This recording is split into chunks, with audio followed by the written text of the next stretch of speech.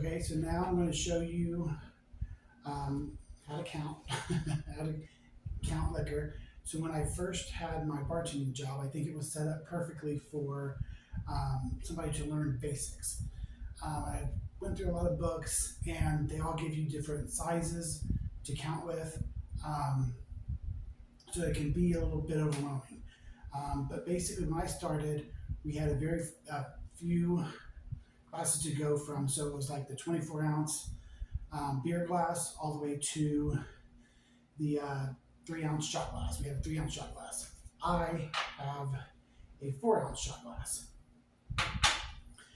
But then we had like two main glasses, which was the tall and the regular.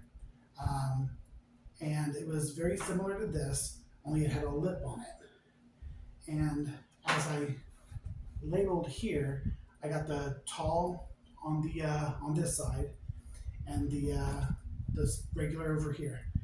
And when you get to the regular size, once you get to the lip, it's like right at the lip, and that's 3 ounces of liquor with ice in it. With ice and a tall, it's right at the line. So the regular is above the line, and the tall with the is like right at the line. So if that makes any sense.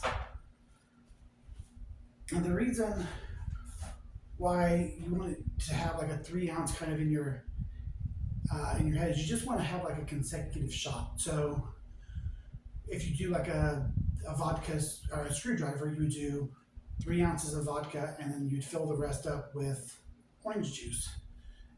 When you start getting into mixed drinks, you kind of want to know how much like of the hard liquor you want, and then what a half ounce is, like 1.5 ounce, 2 ounce of like regular. So I'm just going to show you like a regular pour. So it goes, you do a 3 count. 1, 2, 3, 4. And that should be about 3 ounces. 1, 2, 3, 4.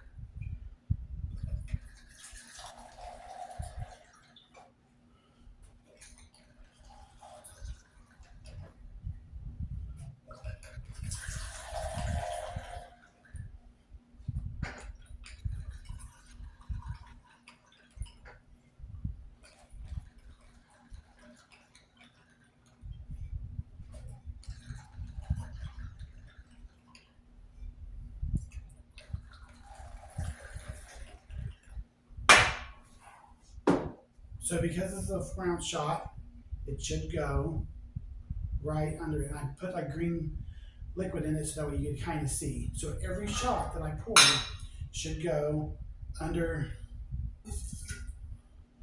the top of the thing. So some of the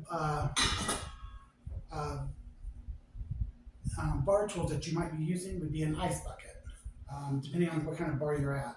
So I'm taking the lid off, and I'm going to dump the liquor, well, the faux liquor, into the bucket. So it should go right under the line.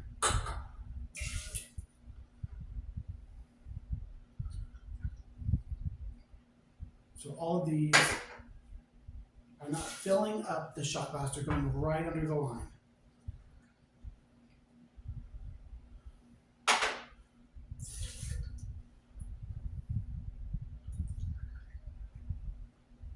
That was a little too short, but it's just right under the line still.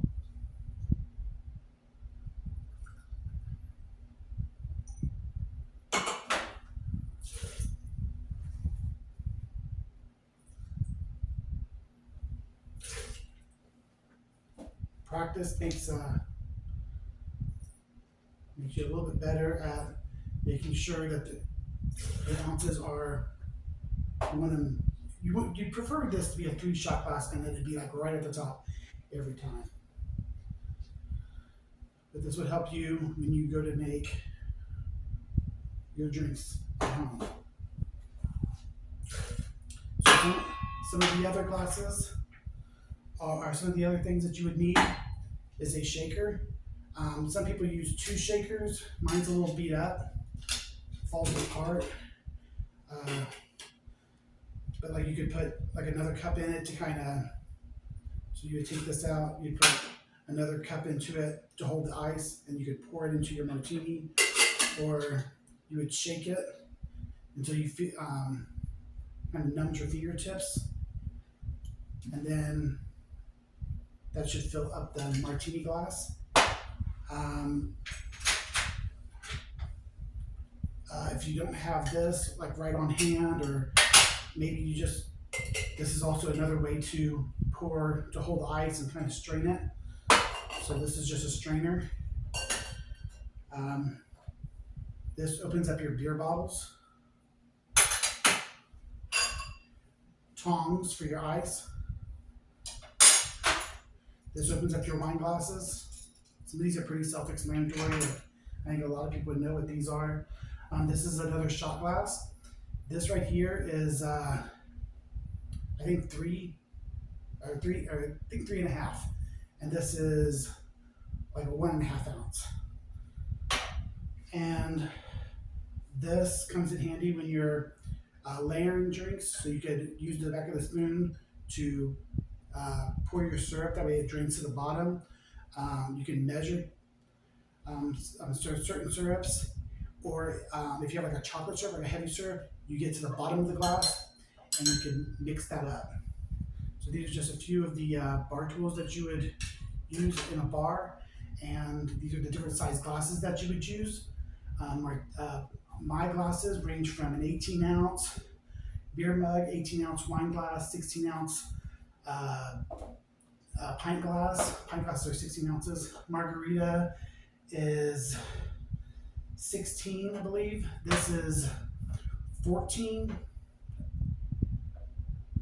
12, 8, 6 ounce, and then of course the 4 ounce shot glass, and that pretty much covers up the things behind the bar.